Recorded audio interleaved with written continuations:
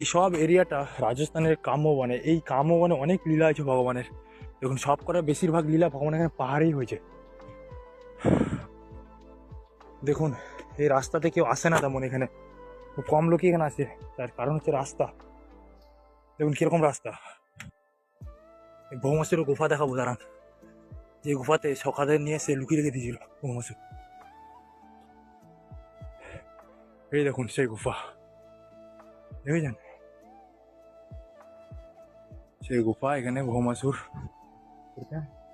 আর উপরে যাবো, উপরে ভগবানের চিহ্ন আছে, যুদ্ধ হয়েছিল পাহাড়ের উপরে। ये हाथ का चलने हाँ और पैर ये का, पैर हाँ का। दिख रहा है।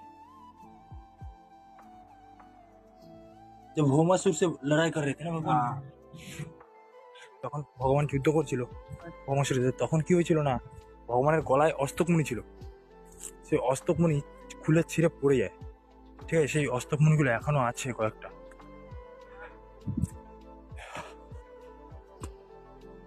এখানে আছে অস্তকমণি, তারা হয়তো এখানে দেখা যাবে এখনো। এই দেখুন